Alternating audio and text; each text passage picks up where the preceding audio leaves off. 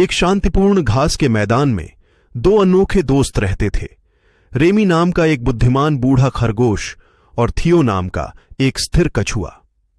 घास का मैदान विभिन्न जानवरों का घर था और रेमी और थियो क्रमशः अपनी बुद्धि और दृढ़ संकल्प के लिए जाने जाते थे। एक दिन मैदानी निवासी सबसे तेज प्राणी का निर्धारण करने के लिए एक भव्य दौड़ के लिए एकत्र हुए। तेज चलने वाला खरगोश और धीमा लेकिन स्थिर कछुआ असंभावित प्रतियोगी थे। अन्य जानवर इस विचार पर हंसे, यह मानते हुए कि रेमी आसानी से जीत जाएगा। जैसे ही दौड़ शुरू हुई, रेमी अपनी तेज क्षमताओं पर विश्वास करते हुए आगे बढ़ गया। वह घास के मैदान में टेढ़े मेढ़े रास्ते से गुजरा और अपने पीछे धूल का निशान छोड़ गया। इस बीच थियो धीमी स्थिर गति से आगे बढ़ा, आगे के रास्ते पर ध्यान केंद्रित किया। खरगोश के अति आत्मविश्वास से प्रसन्न होकर कुछ जानवरों ने दृढ़ संकल्प और निरंतरता के मूल्य को पहचानते हुए थियो की जय जयकार की। हालांकि रेमी ने कछुए की दृढ़ता को कम आंकते हुए आगे दौड़ना जारी रखा।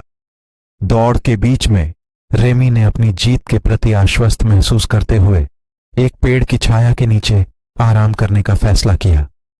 इस बीच थियो बिना लक्ष्य से छूके आगे बढ़ता रहा। अन्य जानवरों ने कथा में बदलाव को महसूस करते हुए थियो को प्रोत्साहित करना शुरू कर दिया। जब रेमी ने देखा कि थियो लगातार आ रहा है तो घबराहट होने लगी।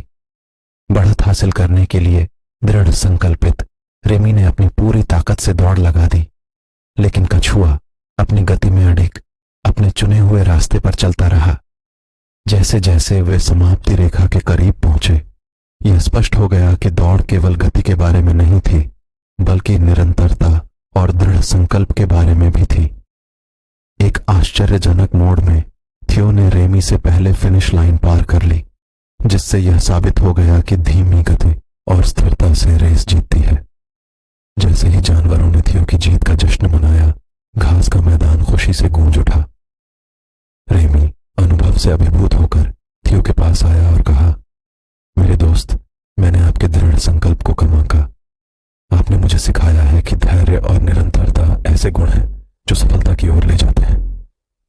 उस दिन से रेमी और थियो घास के मैदान में ज्ञान और दृढ़ता के प्रतीक बन गए। बुद्धिमान खरगोश और दृढ़ कछुए की कहानी ने जानवरों को न केवल गति बल्कि यात्रा और रास्ते में सीखे गए सबक को भी महत्व देने के लिए प्रेरित किया। कहानी की नीति। ये कहानी हमें सिखाती है कि जब तक जीत ना जाओ तब तक जश्न मत मनाओ। पता नहीं हालात कब बदल जाए, इसलिए हमेशा शांत रहें और अपना काम अच्छे से करें। आपको सफलता जरूर मिलेगी। कृपया सदस्यता लें और टिप्पणियां पसंद करें।